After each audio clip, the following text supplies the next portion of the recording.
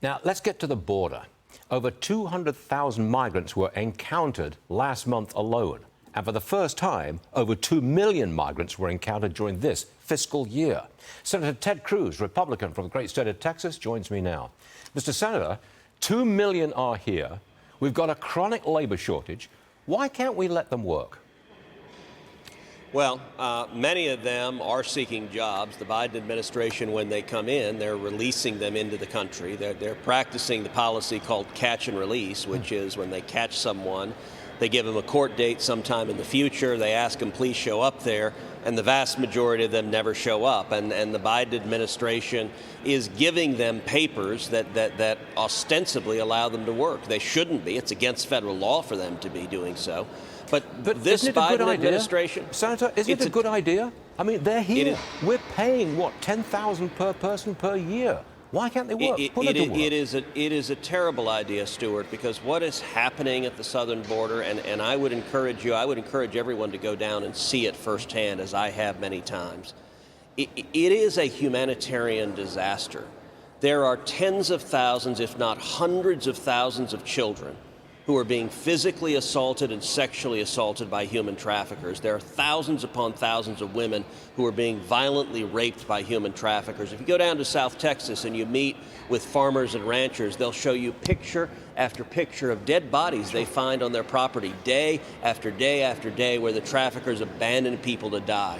Right now, there are thousands of teenage boys in every city in America working for the drug cartels and criminal activity to pay off the thousands of dollars they owe to get here illegally. Right now, there are thousands of teenage girls working in forced prostitution in cities all over the country to pay off the thousands of dollars that they owe the cartels.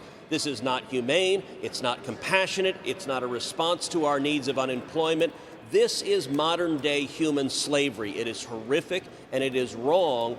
And Joe Biden and the administration, they know and they simply do not care. They are the cause of this misery. There is a sheriff in Texas who is demanding a criminal investigation of Governor DeSantis of Florida on the grounds that he misled and mistreated those migrants that he flew up to Cape Cod. What do you make of that? I think it's really silly. I saw that headline, and look, we have elected sheriffs in Texas, and so sometimes you see someone who wants to make a newspaper headline. But let's be clear, there's nothing illegal about offering to fly people voluntarily in a private jet to a billionaire's playground like Martha's Vineyard. The reason why it was so important to send illegal immigrants to Martha's Vineyard and to D.C. and to New York and to Chicago is it has illustrated the utter hypocrisy of Democrat politicians. A year ago, I introduced legislation proposing that we send illegal immigrants to Martha's Vineyard. The county executive in Martha's Vineyard responded by laughing and saying, we would welcome them here. We want Martha's Vineyard to be a haven for them. And he went on to say, Cruz doesn't understand. He doesn't know what he's talking about when he says there's a border crisis. Well, you know what, Stuart? 50 showed up, and they immediately declared a crisis. They realized suddenly what the challenge was. Now, they're not wrong about it being a crisis, but the state of Texas, we have dealt with 4.4 million illegal crossings since Joe Biden became president. We are seeing thousands and tens of thousands a day flooding our community, tiny towns. Del Rio, Texas, has a population of about 35,000.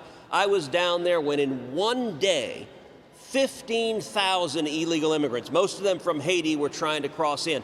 Half of the population of the city. And yet, these left-wing politicians pretend it is wonderful. It wasn't until the illegal immigrants interfered with Buffy's tea time that suddenly they noticed and said something. And sadly, for much of the corporate media, they're in the same boat. They ignore it when there's suffering and chaos and death on the Texas border, but when someone disturbs some left-wing billionaire, suddenly it's news. Exasperating, is it not? Senator Cruz, yes. Thanks for joining us, sir. Always appreciate it. Thank you, Come sir. back soon. Yes, sir.